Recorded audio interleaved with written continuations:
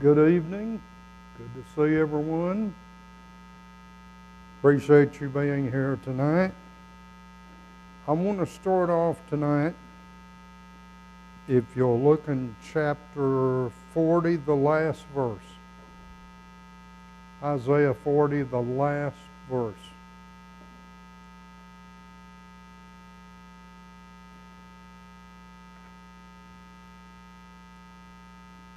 You're going to find that Isaiah writes some of the most beautiful language in all the Bible.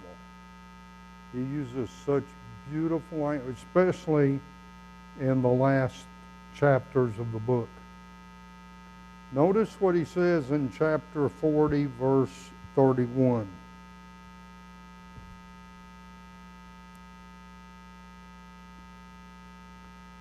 But they that wait upon the Lord shall renew their strength.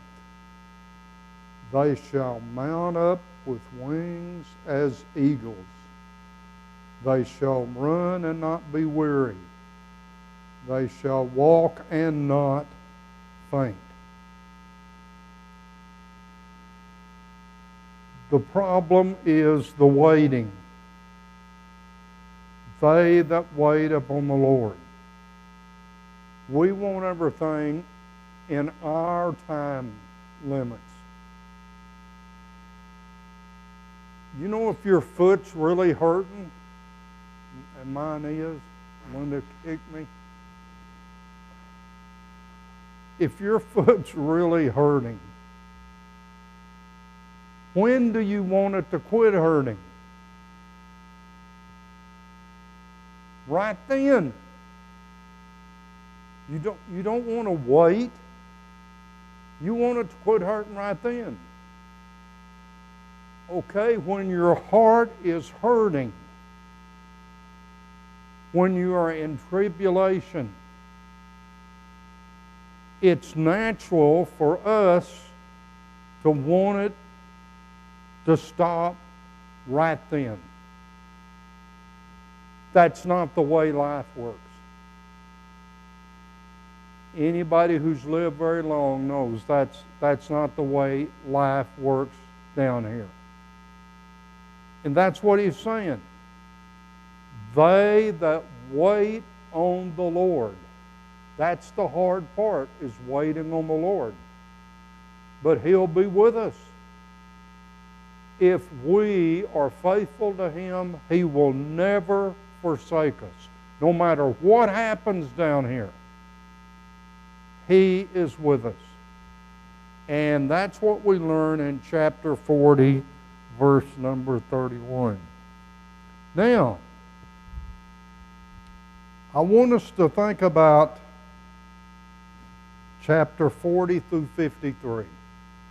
We probably won't get through 53 tonight. We might, but probably not, Corey. Probably not that far. But what we have in these chapters is God is going to bring salvation through His servants. Now, what many people don't seem to understand, there are many different servants here. Not just one. And people tend to get those servants confused. And of course, the answer to that starts with a C. O-N-T-X-T.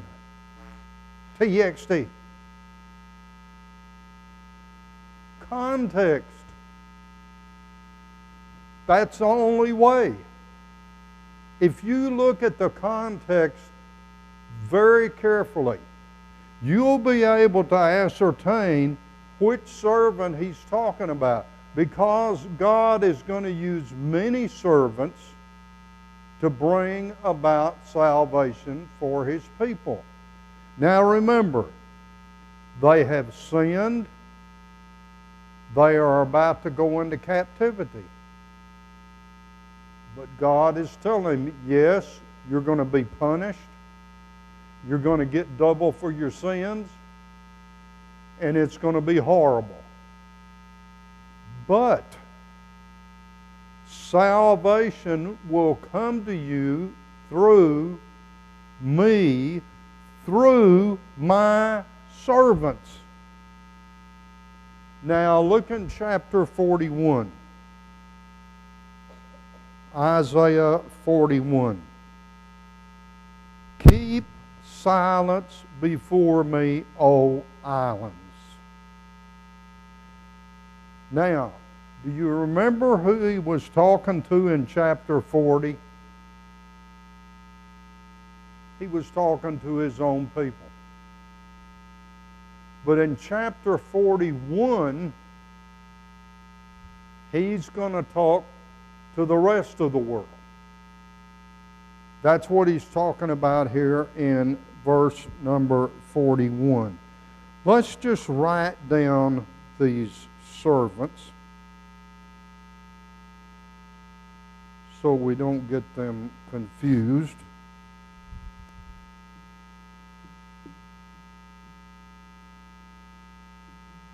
Cyrus. Who is Cyrus? Cyrus was the king of Persia.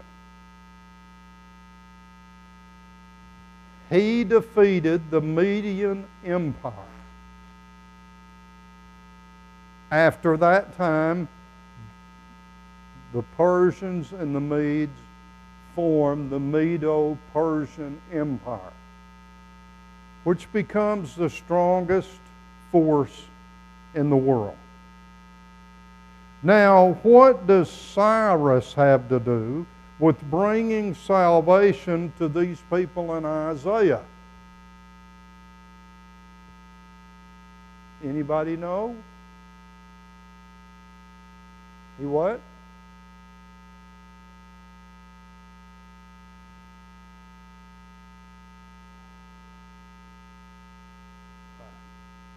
Remember, I'm old as dirt.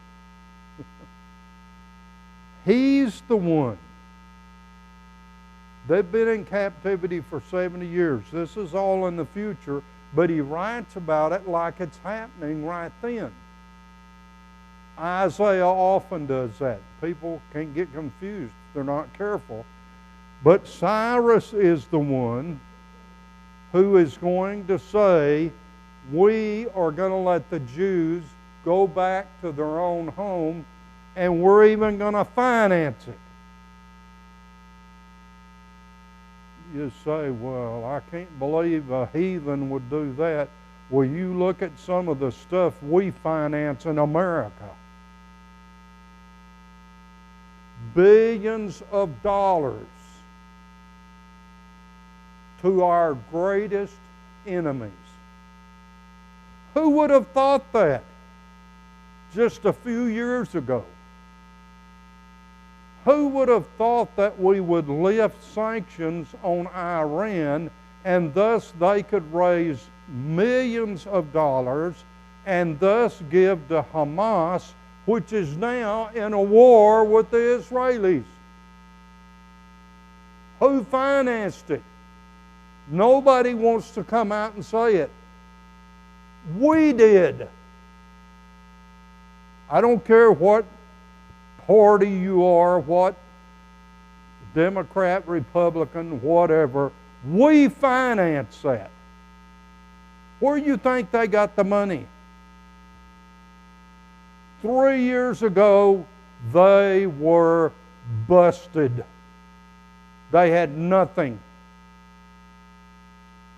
But when the new administration comes in, all these sanctions are relieved.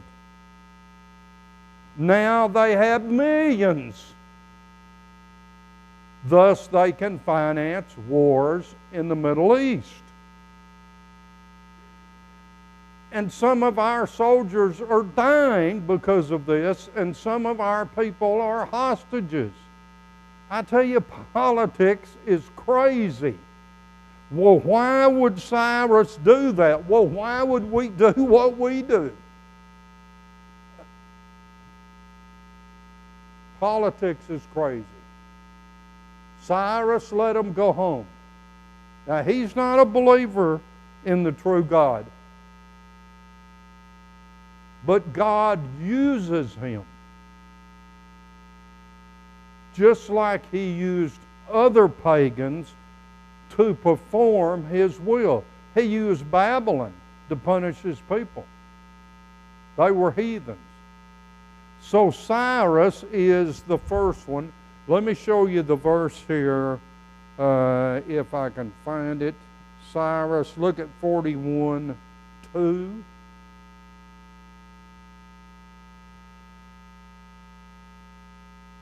Who raised up the righteous man from the east. Now in the Hebrew, the idea is not that he's a good person. He's not. He's filth. He's an animal. It's not that. But this person is going to do what the righteous God planned for him to do. And what's he going to do? Called him to his foot, gave the nations before him, and made him rule over kings. He gave them as dust to the sword, and as driven stubble to his bow. What does that mean?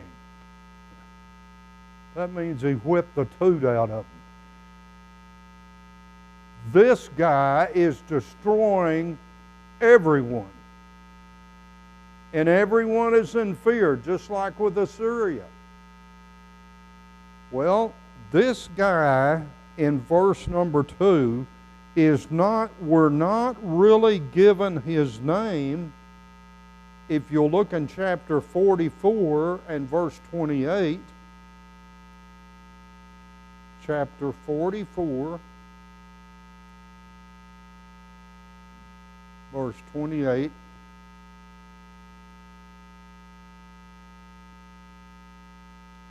we'll start with 27. That saith to the deep, be dry, and I will dry up thy rivers. That saith Cyrus, he is my shepherd. Because he's going to bring God's people home.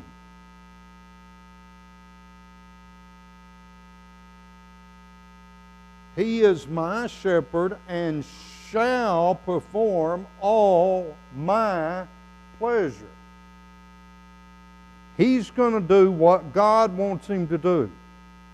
He probably didn't have enough sense to know it, but this was in the foreknowledge of God before any of this ever came about.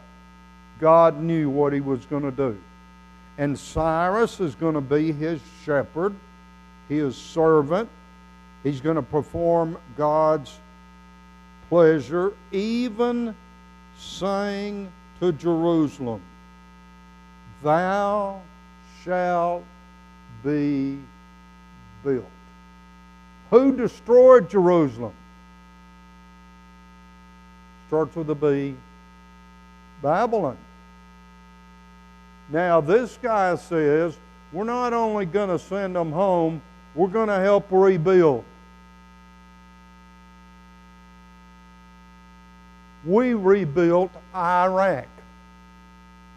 The ones who say death to America and burn our flag, we have rebuilt that country. If not, they would not be able to perform all the heinous acts that they are committing all over the world. We rebuilt it. Why? Who knows? Who knows? But we did it and are still doing it. So even to the saving of Jerusalem thou shalt be built, and to the temple thy foundation shall be laid. The temple of God's people is in such a condition they don't even have a foundation. The Babylonians even destroyed the foundation of the place. I mean, they don't leave anything. Those people were ruthless. And they came in and destroyed Jerusalem, destroyed the temple, destroyed its foundation. And God says, this is about 150 years before this man is born.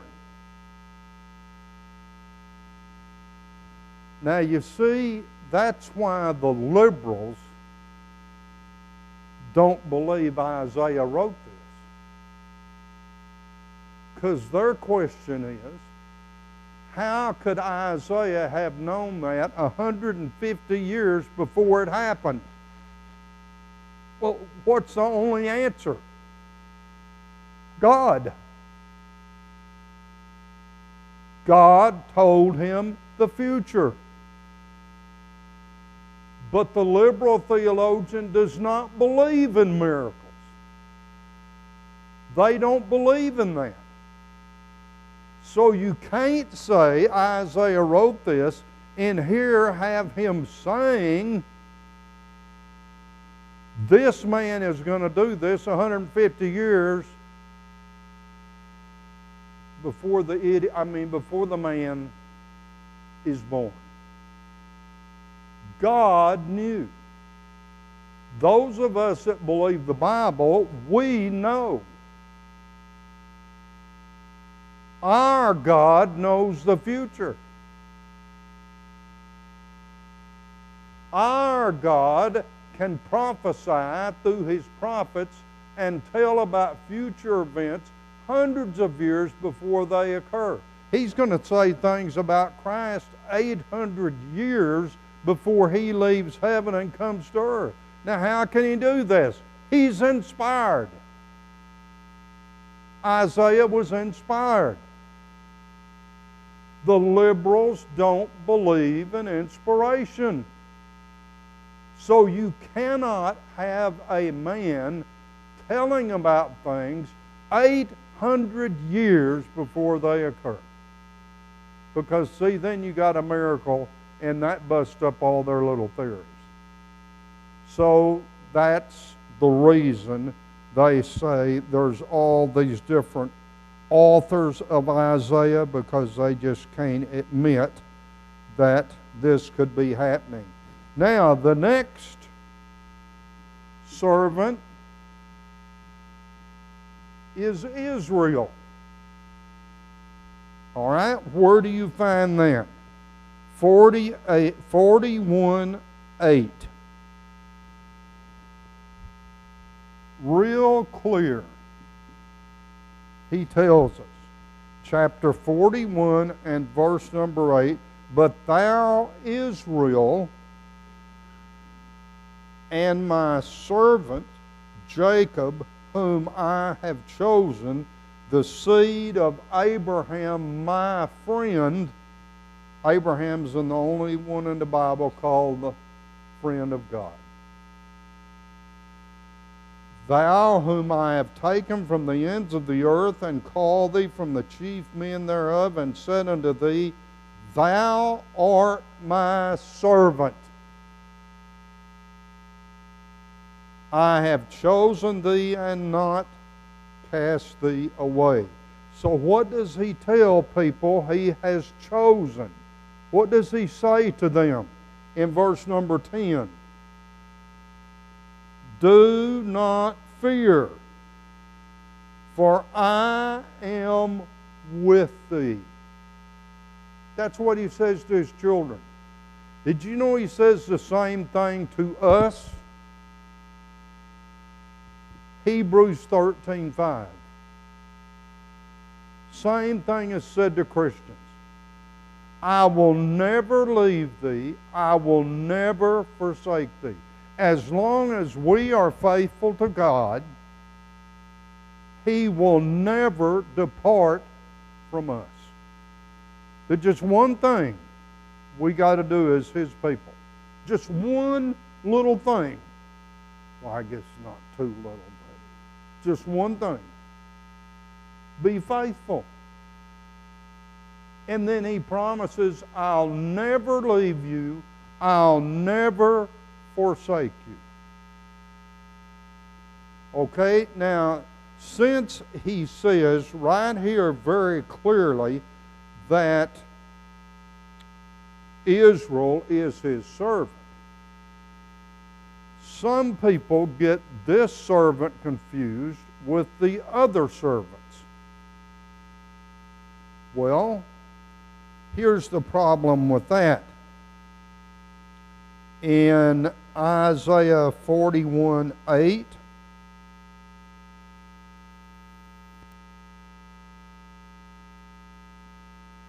and 42:1, look what he says. 42, verse 1, look what he says. Behold my servant. All right, here's what some people say. All right, he's already told us in 41:8 Israel's his servant, right? Right? Yeah. He's already told us Cyrus is his servant. So the liberals and the people who don't believe in inspiration, they say, well, this is talking about Cyrus or Israel. No, it isn't. You look at chapter 42, verse 1. Behold my servant whom I uphold, mine elect. That means my chosen, in whom my soul delights. You remember when Jesus was baptized in Matthew 3, verse 16?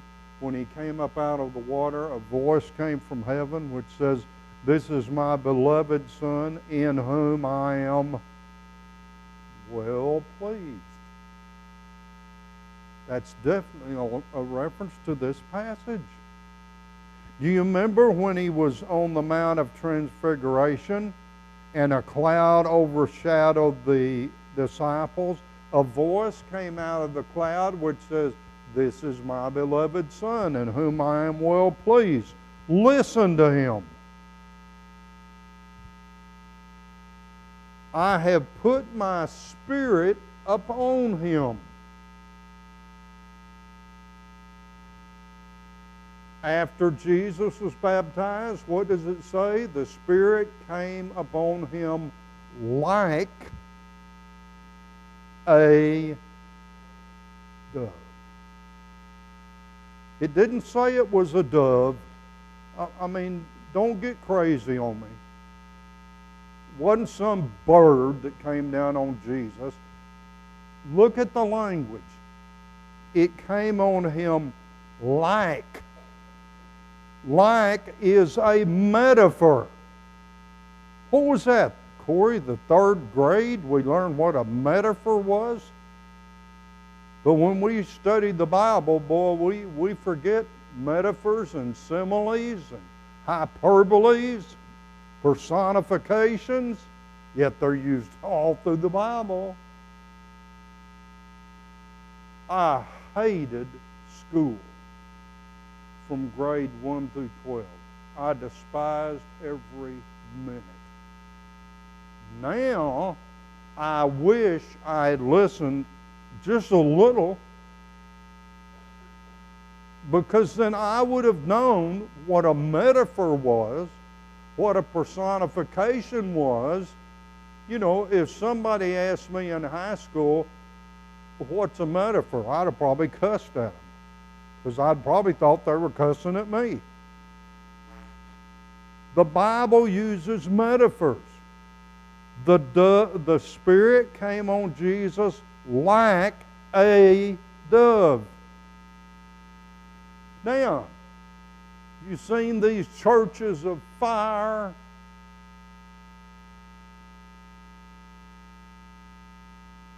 It says in Acts 2:1 and following that something set upon the head of the apostles like fire. It wasn't really fire up there burning over their heads. They'd do like Michael Jackson and get all burned up. It was like fire. That means it was divided, and they were speaking different divisions of language. Okay, what's he say? I put my spirit upon it. See, it's like it's already happened. I have put. It's over 800 years away. That's the way Isaiah taught. Why? Because if God says He's going to do something, you can bet on it. If some person tells you they're going to do something, maybe and maybe not. Usually it's maybe not. But if God tells you, I'm going to do something, you can depend on it. So he talks about this like it's already happened. Now look what he says. He shall not cry, verse 2, nor lift up, nor cause his voice to be heard in the street. A bruised reed shall he not break, and a smoking flax shall he not quench. That means a wick that's on fire. He's not even going to quench it. He shall bring forth judgment with truth. He shall not fail nor be discouraged, till he has set judgment in the earth, and the isles shall wait for his law. You know, the first time I read this, what in the world is this? Just think about it. He's contrasting the heathen with the God of heaven. Now, when they went into a city and killed thousands of people, and then got the rest of them in the town square, I don't know how many of you are old enough to remember Gomer Pyle. You remember how the sergeant was always yelling right in his face? One time Linda said, would that bother you? And I said, no. As long as they don't hit me. I don't care if they yell in my face. I know they got problems. They would put people in the town square, and someone would stand up there and scream at them and tell them, this is the religion you will accept.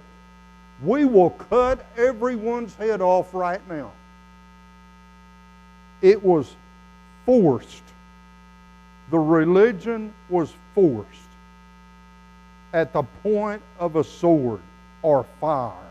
They even threatened to burn people alive, which some of those people in the Middle East are doing right now with the money we gave.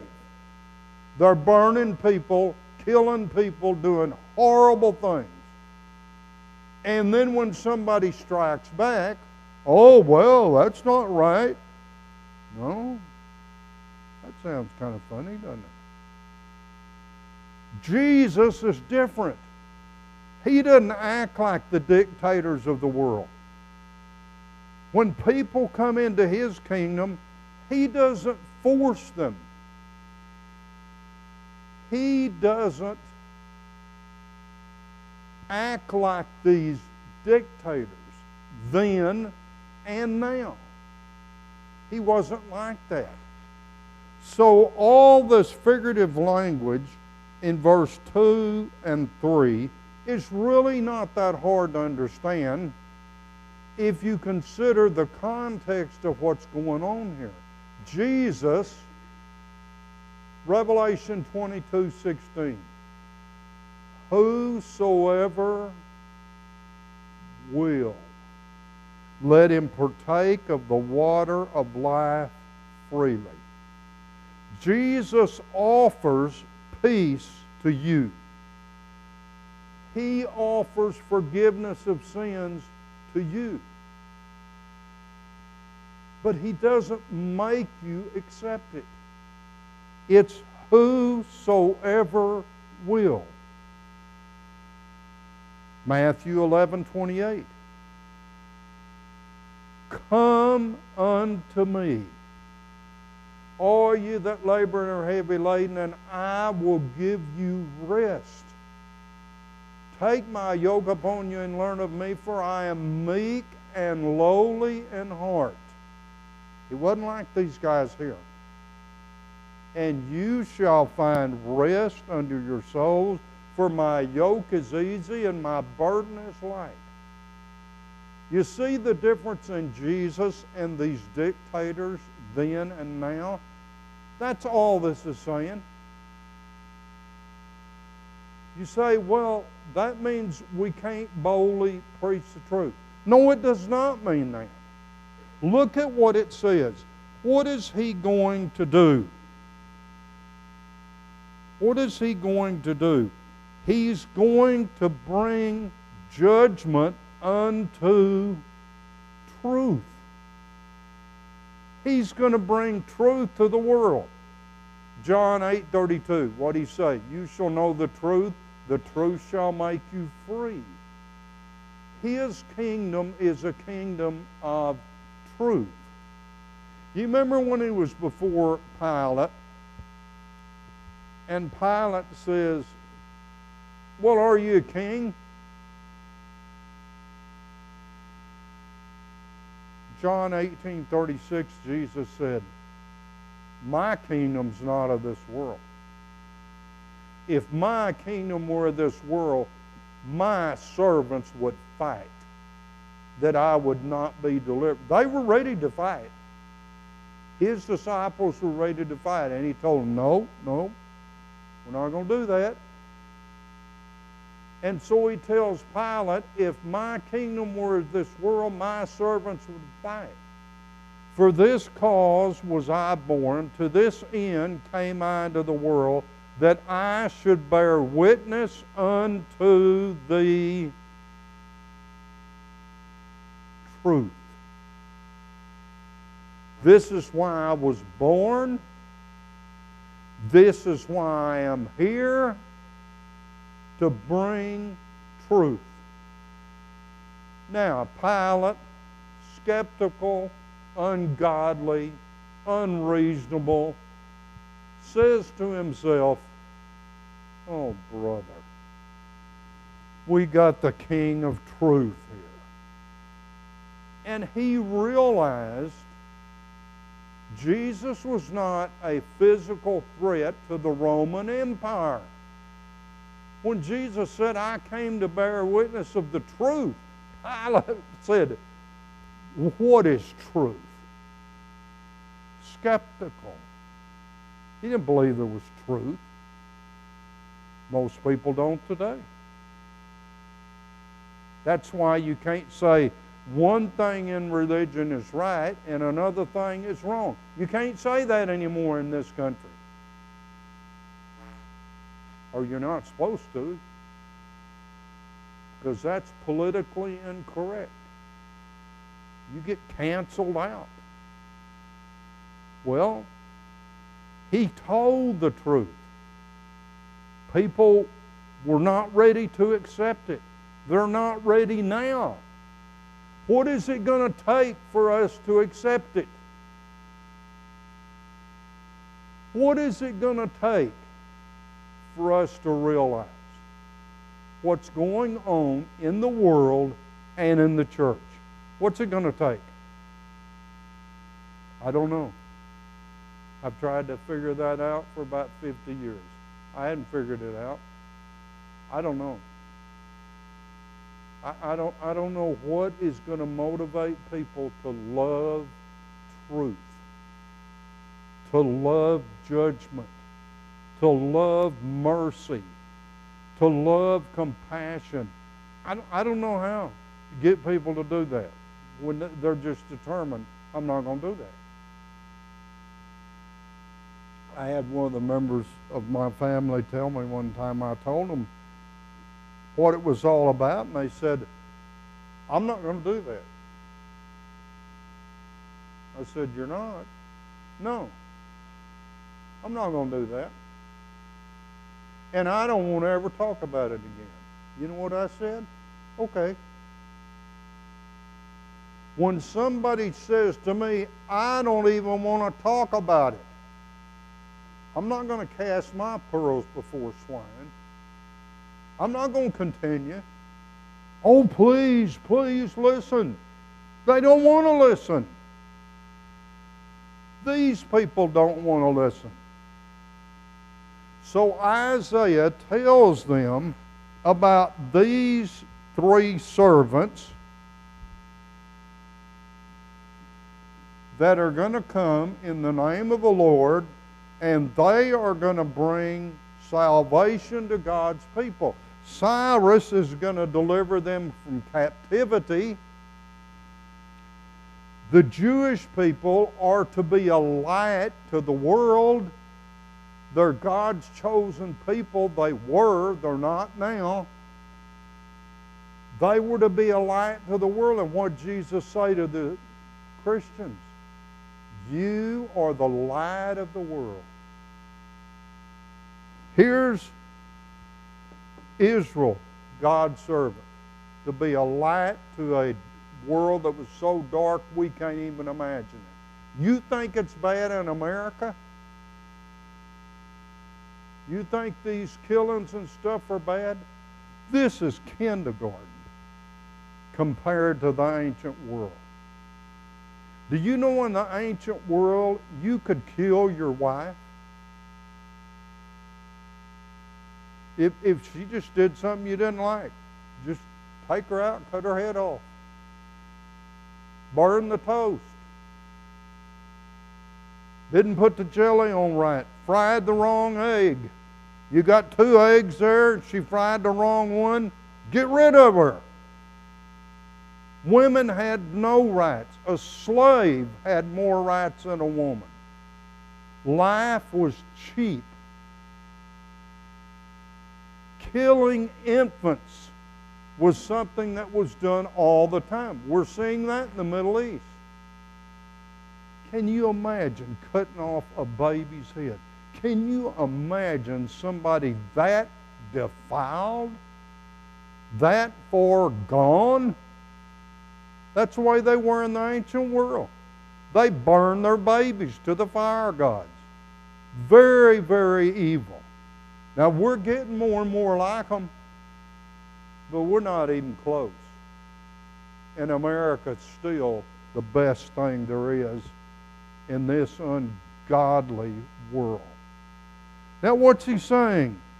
For those who have experienced the bitterness of life and their souls have been crushed. God is saying in this verse, these verses here, my servant is going to bring healing to you. Those of you crushed by the bitterness of life, my servant is going to bring to you hope and peace and joy. And he's saying to these Jews, the captivity's not going to be forever. Cyrus is going to let you go. He's a crazy madman, but he's going to let you go. I still hadn't figured out why, but he did. And this Messiah, look what he's going to bring to you. Then in chapter 43, we go to a different section. Chapter 43 renews the promise to God's people. Now he's going to go back to the captivity. And verse 5 through 7, he says, I'm going to bring you from all over the earth. Well, the premillennialists just go nuts with this. Boy, their eyes start crossing. They just start going into a frenzy. Oh, in 1948, they came from all parts of the world. That's prophecy and fulfillment. That is the dumbest thing I think I've ever heard in my life. He is talking about the captivity among the Jewish people in the Old Testament, that God is going to deliver them. How much time we got? Next time, read for me 44, 45, and 46. Thank you.